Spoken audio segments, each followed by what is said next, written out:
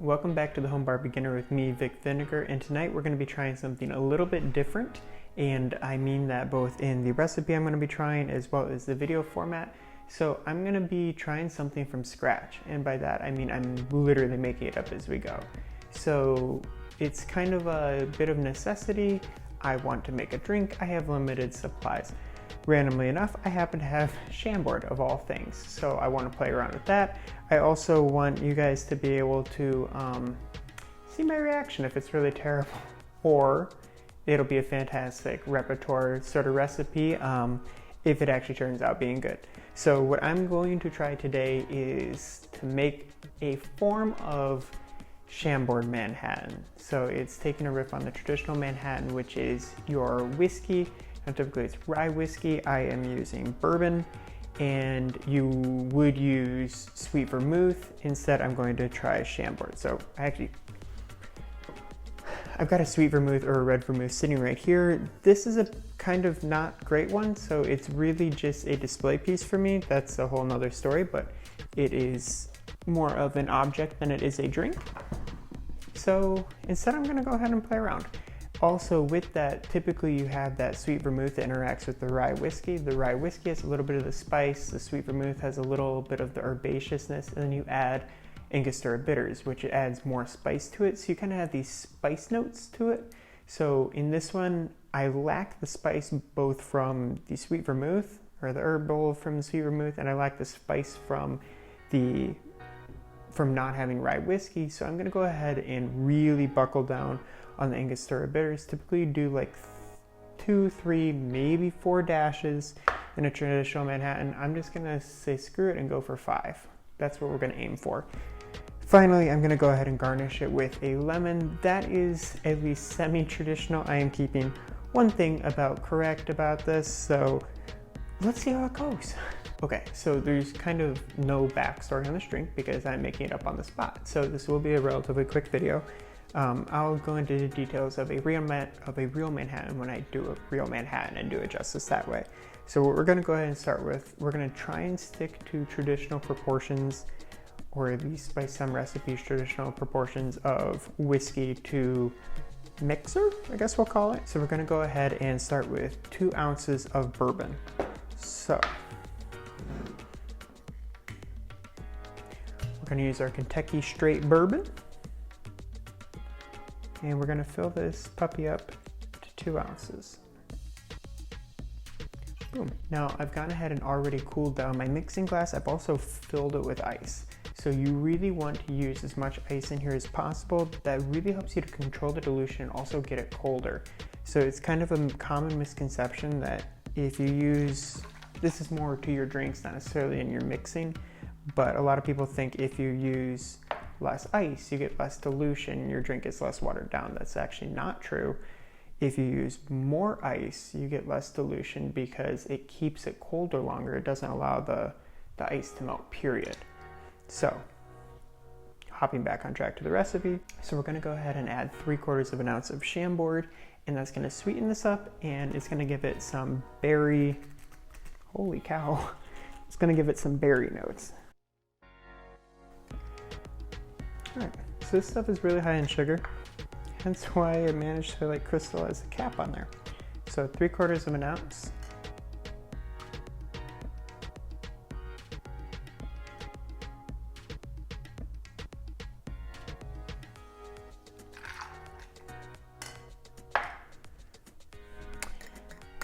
Cool, and I will toss the cap back on there, but maybe not crank it on as hard as I had it. And now let's go ahead and do the 5 dashes of Angostura bitters. Everything is so tight, or I'm just that weak. Okay, so we'll go ahead and say 1, 2, 3, 4, 5. If you like to measure out your drops with this a little more precise, you can get something that's called a Japanese shaker or Japanese dropper. It's Japanese bitter shaker? Something like that. Anyway, it doles out half the amount at a time, so that gives you a little more control. It's also just more precise. It has kind of like this needle or proboscis, whatever you want to call it, that is able to drop the drops wherever you want them. So if you're trying to style the top of a drink too, that's how you do that. So now we're gonna grab our bar spoon. We're gonna stir this around. We want this thing cold. And by we, I mean I for the most part, because if this is horrible, then I'm never gonna even ask you to drink it. And this video might not even show up anyway unless my reaction is funny. But if it's good, we want it to be cold. So I'll go ahead and fast forward through this portion.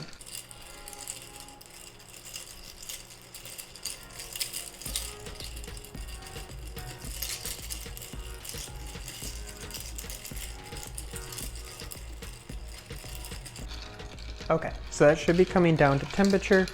If you feel the side of the glass and the glass feels cold, generally speaking, that's when you know it's cool enough.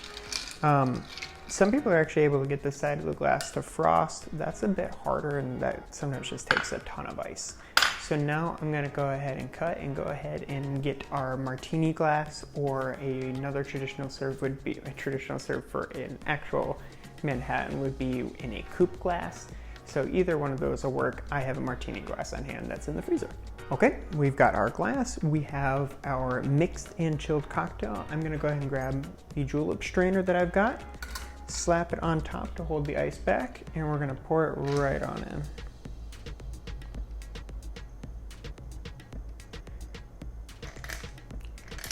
Now for context, these are pretty big martini glasses. These are kind of what you'd call like an oversized martini. So I didn't fill it. Oops. We've got the drink in there, it's nice and cool. Now I want to go ahead and add that lemon peel. So I'm going to take my new peeler and I'm going to go ahead and get a nice swath down the side.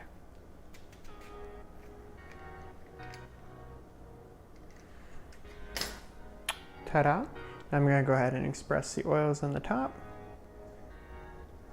Kind of give it a nice little rub around. We'll twist it up. That should hold its shape pretty well. Decent, I'm happy. And we'll go ahead and plop it in. And now, for the moment of truth. Did I create a monstrosity? Or is it going to be decent? Okay, it smells decent, but really all I'm smelling is the lemon right now. Dive it in.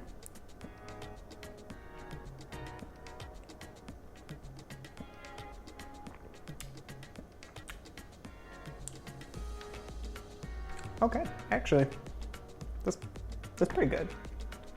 You might have seen my face grimace a little bit there. At first, didn't know what I was gonna think. I got a whole bunch of lemon, and then that flavor kind of washed across my palate finally. So I am not the biggest Manhattan person, period. Which makes no sense as to why I try and make my own Manhattan. But as somebody who's not a huge Manhattan fan, by using that Chambord and sweetening it up a bit and kind of giving those berry notes, it actually does take some of the roughness of that traditional drink off the edges. So Manhattan is kind of up there in that. It's not a martini whatsoever, but it's kind of in that broad family of, it's pretty much strictly alcohol in there, so they're pretty strong. I mean, these are old-timey, like, people who were drinking prior to Prohibition, all sorts of, like, they're relatively hardcore. So the fact that this one's relatively sippable, so I'll give it another shot.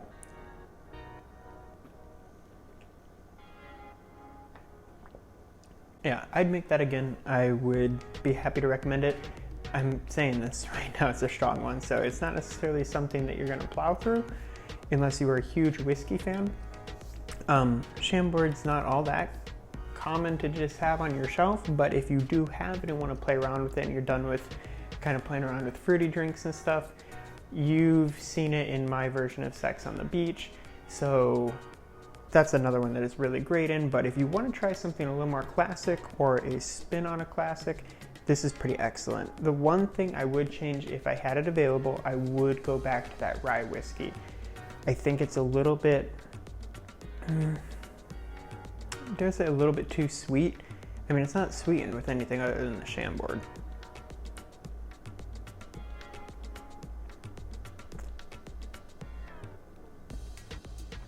But yeah, it's pretty sweet. It could honestly probably do with even more bitters to try and bring those spice notes out of what does exist in the bourbon. So I'd switch it to a rye. I think the amount of Chambord in here is pretty good. It's good with the lemon peel, with the lemon zest on the top. And then I'd go ahead and maybe even hit it with a little bit more of the Angostura. So I'm counting this a success, and given that it is a success, I'll prove it, is you'll see in the video I'm filming after this, or rather the second half of the video I'm filming after this, where you'll probably watch me drink the rest of it instead of dumping it in the sink. So there's the proof, and it encourages you to watch the next video. This is my own home creation. So this is a home bar creation by Vic Vinegar. So I guess I can kind of put my name on it. I'm sure something like this already exists. You can probably Google a recipe online. Anywho, this is the Chambord Manhattan. This is the Home Bar Beginner.